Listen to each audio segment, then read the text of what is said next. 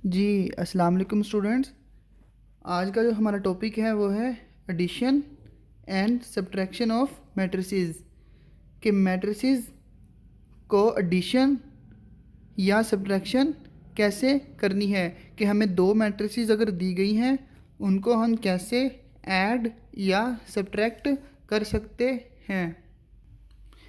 ऐसे ही नहीं किसी भी दो मैट्रिसेस को ऐड कर देना, ठीक है। रिमेंबर, उसके लिए हमें क्या याद रखना है कि जब भी दो मैट्रिसेस को ऐड या सब्ट्रैक्ट करना है उसके लिए हमेशा ये बात याद रखनी है, ये दो कंडीशन जो हैं वो फुलफ़िल कर होनी चाहिए। कंडीशन क्या है कि जब भी आपने दो मैट्रिसेस को ऐड करने लगना है, सबसे पहले आपने ये चेक कर लेना है कि उन मैट्रिसेस का ऑर्डर सेम है या नहीं है।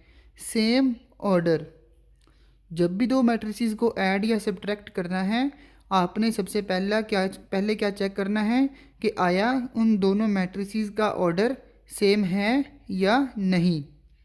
अगर तो ऑर्डर सेम है तो वो दोनों मैट्रिसेस आपस में ऐड या सब्ट्रैक्ट हो जाएंगी। दूसरी कंडीशन क्या याद रखनी है आपने, क्रॉसपोंडिंग एंट्रीज आर एडिड और सब्ट्रैक्टेड।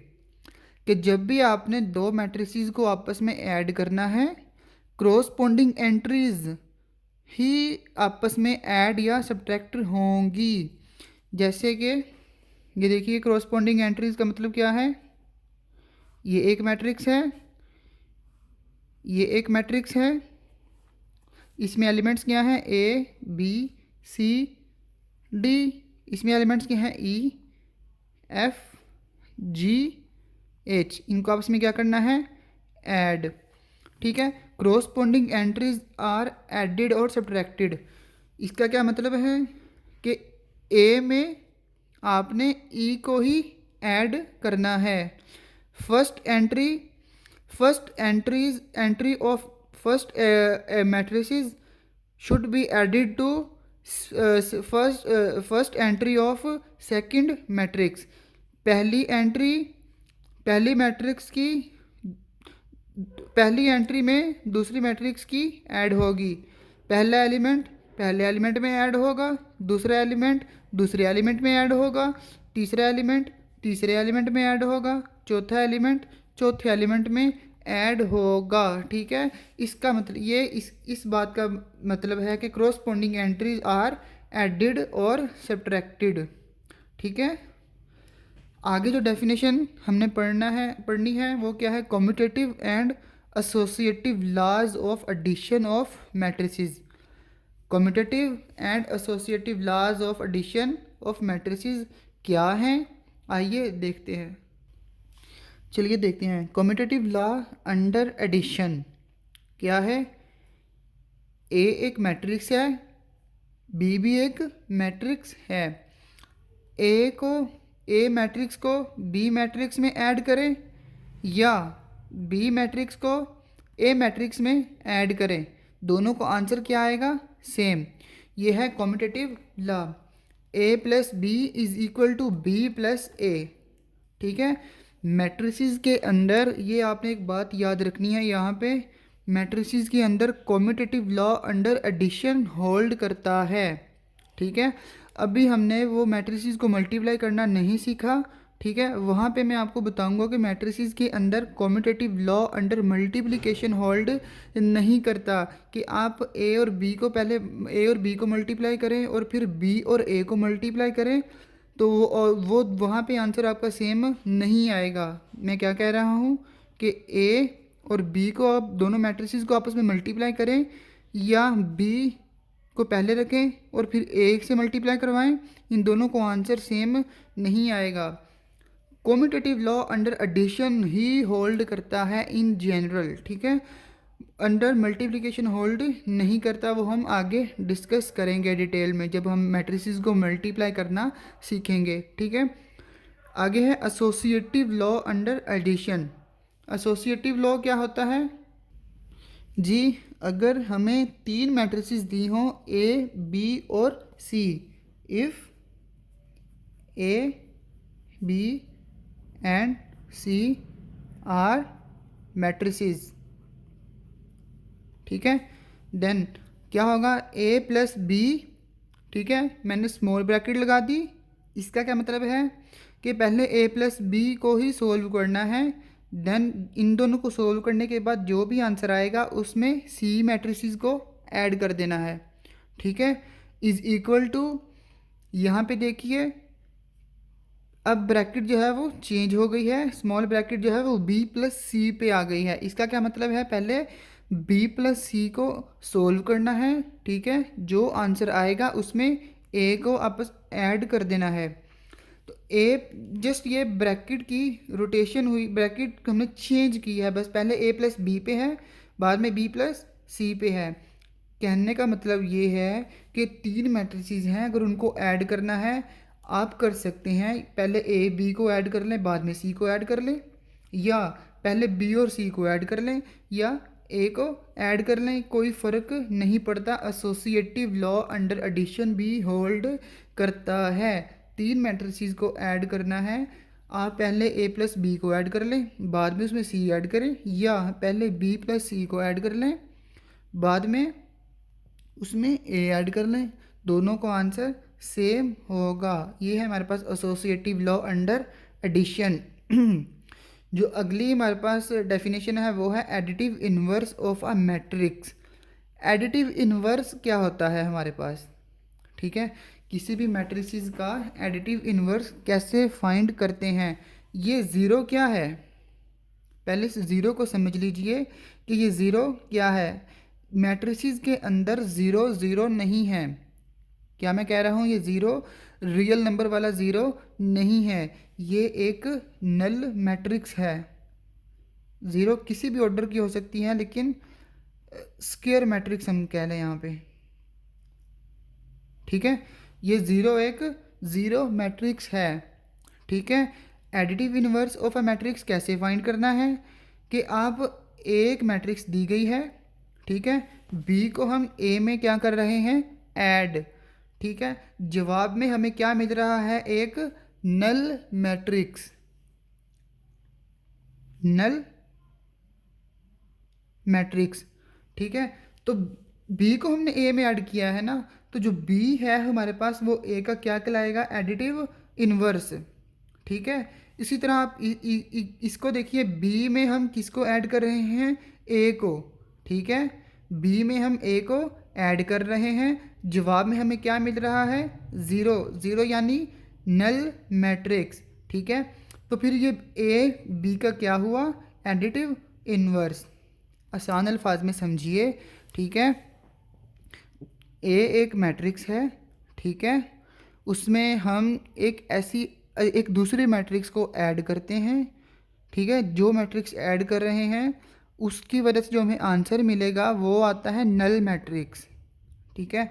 अगर तो ऐसा होता है तो जो मैट्रिक्स हमने ऐड की है वो जो हमारी ओरिजिनल मैट्रिक्स होगी उसका क्या होगा, एडिटिव इन्वर्स, ठीक है। एग्जाम्पल देखिए, एग्जाम्पल से समझते हैं जी। एग्जाम्पल थी हमारे पास a इज इक्वल टू 2 4 -2 और 1। हमने क्या फाइंड करना है, इसका एडिटिव इन्वर्स। देखते हैं कि इसका एडिटिव इन्वर्स क्या होगा, वैसे फाइंड करते हैं। a है हमारे पास, ठीक है, प्लस यहाँ पे कुछ भी कोई भी मैट्रिक्स ऐड करें, सपोज b, ठीक है, जवाब में हमें क्या मिलना चाहिए, एक नल मैट्रिक्स ज़ीरो, ठीक है, ज़ीरो यानी कि कोई मैट्रिक्स नल मैट्रिक्स, ठीक है। स्क्वायर मैट्रिक्स ले लें, ऑर्डर जिसका 2 बाई 2 हो, यानी कि 0 0 0 और 0। तो फिर देखते हैं ए हमारे पास क्या है, 2 -2 4 1 जी। क्या ऐड करें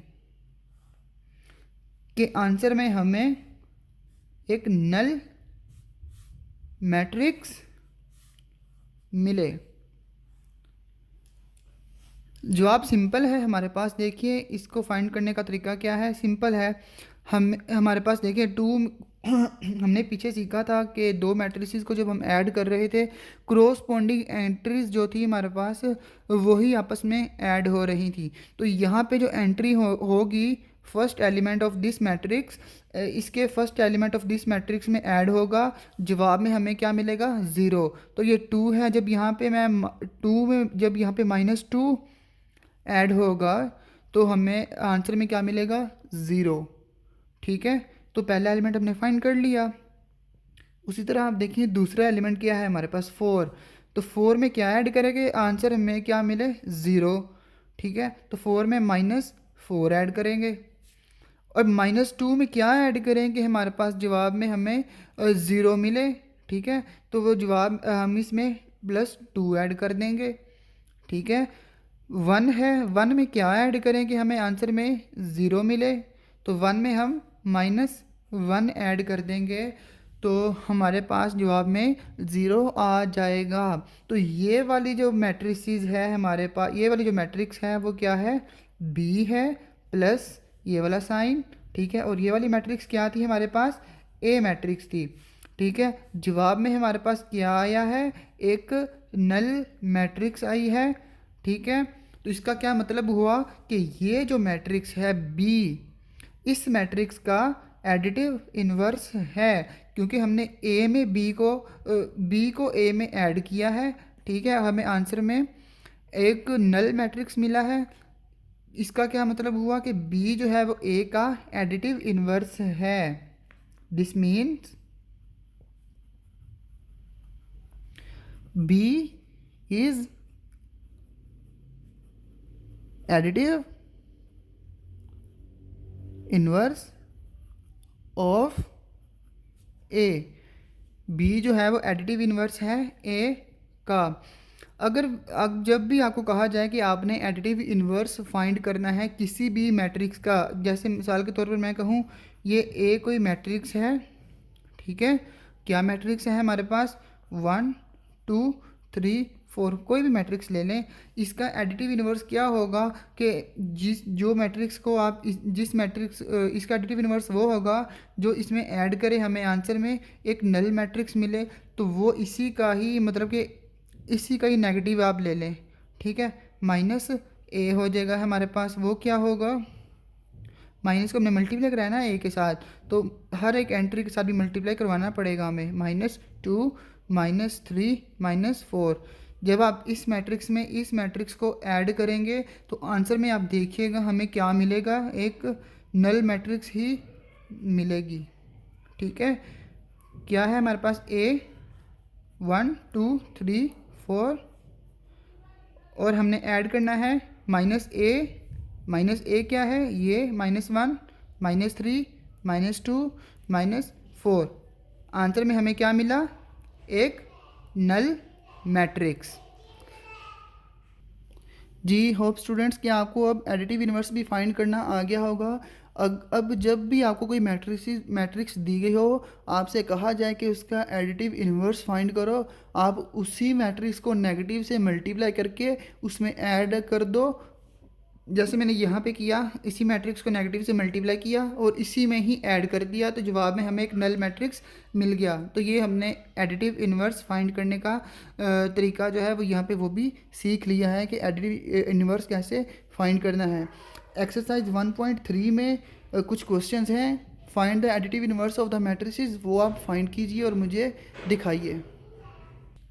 ओके डी स्टूडेंट्स, अल्लाह हाफिज़।